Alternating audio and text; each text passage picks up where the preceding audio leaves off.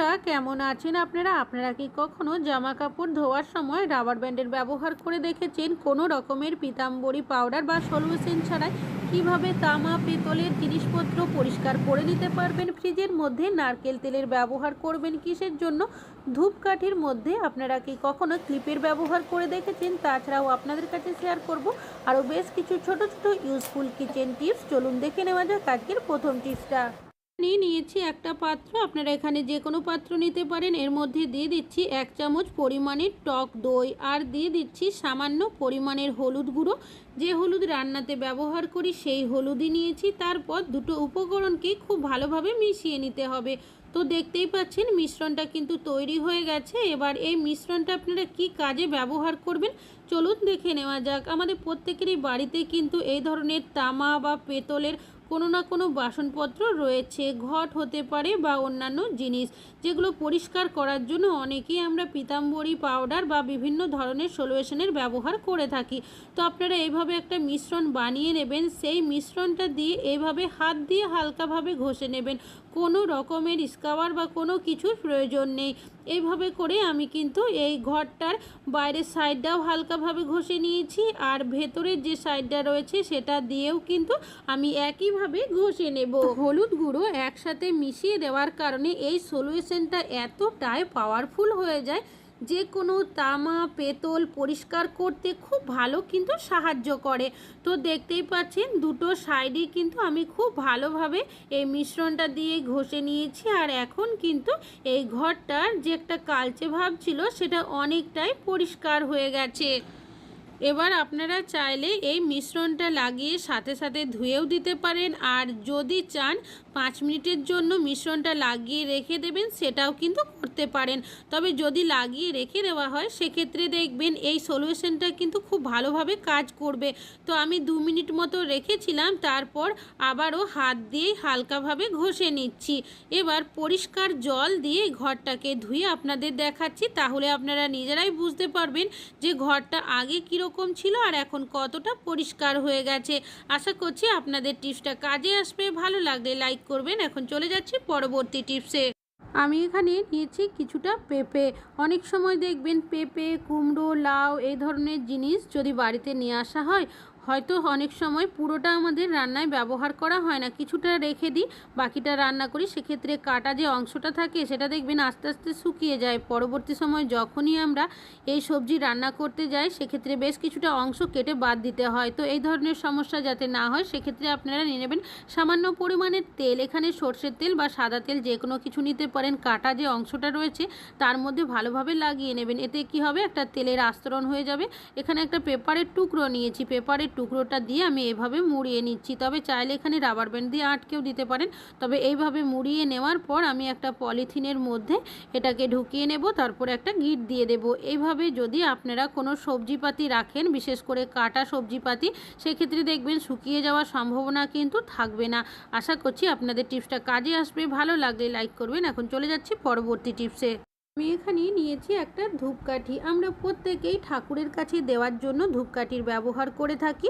তবে দেখবেন কি হয়, অনেক সময় যদি রুমের মধ্যে আমরা ধূপকাঠি জ্বালিয়ে থাকি সেক্ষেত্রে কি হয়, আমরা অনেকেই স্ট্যান্ডের ব্যবহার করি, আবার অনেকে দেখবেন কি হয় হাতের কাছে স্ট্যান্ড থাকে না, আর ঠাকুরের কাছে যে স্ট্যান্ডটা থাকে সেটাও নিয়ে আসি না আমরা, যেহেতু ঠাকুরের পুজোর জন্য ব্যবহার করি।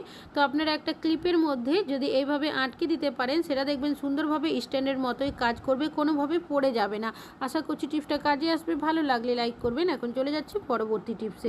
অনেক সময় বাড়িতে কি হয়, কাজের তাড়াহুড়োতে হোক কি ভুলবশত কাচের যদি কোনো জিনিসপত্র ভেঙে যায়, সেটা গ্লাস হতে পারে, বাটি হতে পারে বা জার হতে পারে, তখন দেখবেন এই কাঁচের যে বড় টুকরোগুলো থাকে আমরা হাত দিয়ে সহজে তুলে নিলেও যে ছোট ছোট কাঁচের টুকরোগুলো থাকে সেগুলো যদি হাত দিয়ে তুলতে যাই অনেক সময় হাতে লেগে হাত কেটে যাওয়ার সম্ভাবনা থাকে। তাছাড়াও অনেকেরই বাড়িতে ছোট বাচ্চারা রয়েছে, তারাও হাঁটাচলা করে বা আমরাও নিজেরাও হাঁটাচলা করি। এর মধ্যে যদি কোনোভাবে এই কাঁচের টুকরো ঢুকে যায় অনেক বড় বিপদের মধ্যেও পড়তে হয়। তো কি করবেন, নিয়ে নেবেন সামান্য পরিমাণের আটা মাখা। এখানে ভালো খারাপ যে কোনো আটা মাখার ব্যবহার করতে পারেন। তারপর এভাবে যদি একটু ট্যাপ ট্যাপ করে নেন, সব কাচের টুকরোই কিন্তু আটা মাখাটার মধ্যেই চলে আসবে, একটুও কিন্তু নিচের মধ্যে পড়ে থাকবে না। আশা করছি টিপসটা কাজে আসবে। ভালো লাগলে লাইক করবেন। এখন চলে যাচ্ছি পরবর্তী টিপসে। নিয়েছি একটা টুথপেস্টের প্যাকেট। আমরা প্রত্যেকেই বাড়িতে কোনো না কোনো টুথপেস্টের ব্যবহার করে থাকি, তবে টুথপেস্ট যখন শেষ হয়ে যায় আমরা কিন্তু এই প্যাকেটটাকে প্রত্যেকেই ফেলে দিই, কোনো কাজে ব্যবহার করি না। তবে ফেলে দেওয়ার আগে আপনারা কিন্তু একটা কাজ করে নিতে পারেন। টুথপেস্টের প্যাকেটের মধ্যেও দেখবেন কিছুটা হলেও টুথপেস্ট কিন্তু থেকে যায়, যেটা আমরা ব্যবহার করি না, যার কারণে নষ্ট হয়ে যায়। এখানে একটা চিরুনি নিয়েছি। চিরুনির উল্টো সাইড থেকে যদি আপনারা এইভাবে করে 2 থেকে 3 বার একটু চেপে ওপরের সাইডে উঠিয়ে নিতে পারেন, তাহলে কি হবে, যদি প্যাকেটের মধ্যে টুথপেস্ট থেকে থাকে সেটা দেখবেন এই প্যাকেটের মুখের সামনেই চলে আসবে। আর এটা কিন্তু আপনারা আরও বেশ কিছুদিন ব্যবহারও করতে পারবেন। এবার দ্বিতীয়বার যাতে টুথপেস্টটা নিচে নেমে না যায়, এইভাবে করে নিচের সাইড থেকে আপনারা রোলের মতো করে মুড়িয়ে নেবেন। তারপর এখানে নিয়ে নিয়েছি দুটো জামা কাপড় মেলার ক্লিপ দিয়ে আমি এইভাবে আটকে দিচ্ছি। তাহলে বন্ধুরা, আপনারা টুথপেস্টের প্যাকেটটা ফেলে দেওয়ার আগে আপনারা কিন্তু এইভাবে কাজটি করে নিলে আরও কিছুবার ব্যবহার করতে পারবেন। ভালো লাগলে লাইক করবেন। এখন চলে যাচ্ছি পরবর্তী টিপসে। আমরা প্রত্যেকেই বাড়িতে কিন্তু কম বেশি জামা কাপড় ধুয়ে থাকি। অনেকেই আছি যারা ওয়াশিং মেশিন ব্যবহার করি জামা কাপড় ধোয়ার জন্য, আবার অনেকে আমরা হাত দিয়ে জামা কাপড় ধুয়ে পরিষ্কার করি। সেক্ষেত্রে সমস্যাটা কি হয়, হাতের মধ্যে যে আমরা চুড়িগুলো ব্যবহার করি বা শাঁখা পোলা পরে থাকি, সেক্ষেত্রে দেখা যায় যখনই জামা কাপড় ধুই ঘষা যায় বা অনেক সময় ভেঙে যাওয়ার সম্ভাবনা থাকে, যার কারণে অনেক সময় চুড়িগুলো আমরা হাতের ওপরের সাইডে তুলে দিই, তবু দেখা যায় বারবার করে নিচের দিকে নেমে যায়, তখন অনেক সময় বিরক্তও লেগে যায়।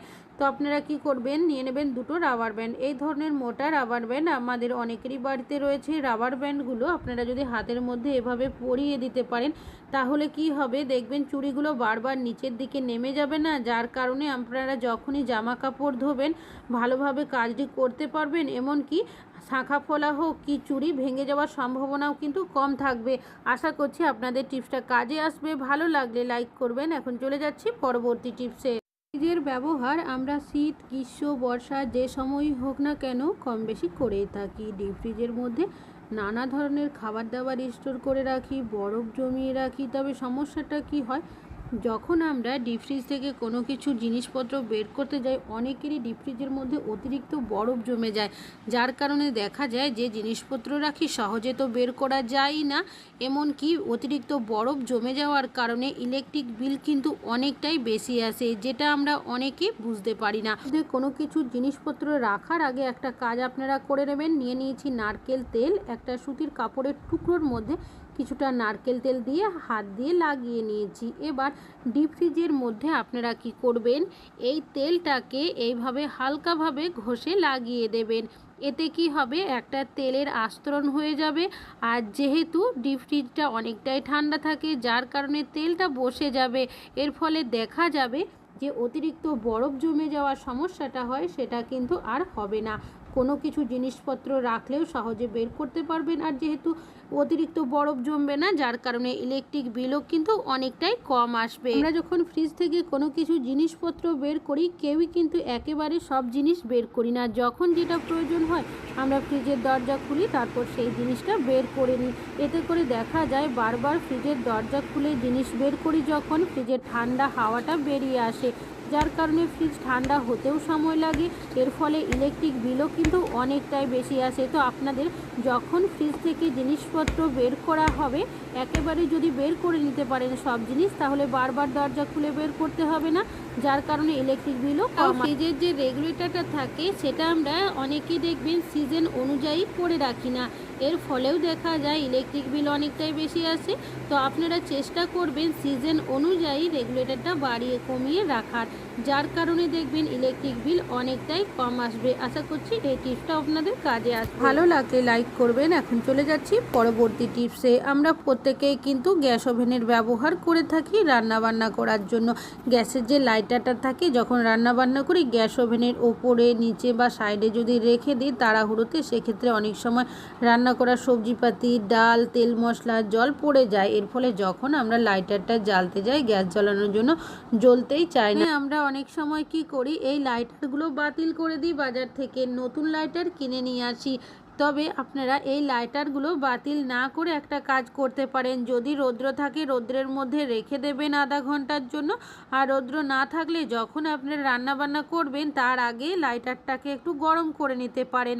বা আপনারা রান্নাবান্না করার পর মাঝে মধ্যে যদি গরম বার্নারের মধ্যে কিছুক্ষণের জন্য রেখে দেন, সেক্ষেত্রেও দেখবেন যদি কোনো ভিজে ভাব থাকে সেটা ঠিক হয়ে যাবে। আর এই লাইটার দিয়ে আবারও জ্বালিয়ে দেখাচ্ছি, আগে জ্বলছিল না, এখন কিন্তু সুন্দরভাবেই জ্বলতে শুরু করেছে। আশা করছি টিপসটা কাজে আসবে। এখন চলে যাচ্ছি পরবর্তী। নিয়েছি লেবু। লেবুর ব্যবহার আমরা প্রত্যেকেই কিন্তু করে থাকি বিভিন্ন কাজের জন্য। তবে সবসময় দেখা যায় হয়তো পুরো লেবুটা ব্যবহার করা হয় না, অর্ধেকটা ব্যবহার করি আর বাকি অর্ধেকটা রেখে দিই। তবে যদি লেবুর কাটা অংশটা রেখে দেওয়া হয় সেক্ষেত্রে দেখা যায় লেবুর রসটা শুকিয়ে যায়। পরবর্তী সময় যখনই আমরা লেবু ব্যবহার করতে যাই সহজেই রসটা বের করতে পারি না। তবে যখনই আপনারা অর্ধেক কেটে লেবুটা রাখবেন, কিভাবে রাখলে আপনারা ফ্রিজ ছাড়াই অনেক দিন পর্যন্ত এই লেবুটা ভালোভাবে রাখতে পারবেন চলুন দেখে নেওয়া যাক। এখানে নিয়েছি একটা পাত্র, পাত্রের মধ্যে নিয়েছি বেশ কিছুটা পরিমাণের নর্মাল জল। এই জলের মধ্যে আপনারা লেবুটাকে এইভাবে উল্টো করে রেখে দেবেন, তাহলে দেখবেন এই লেবুর রস কিন্তু সহজে শুকাবে না। চাইলে ফ্রিজেও রাখতে পারেন,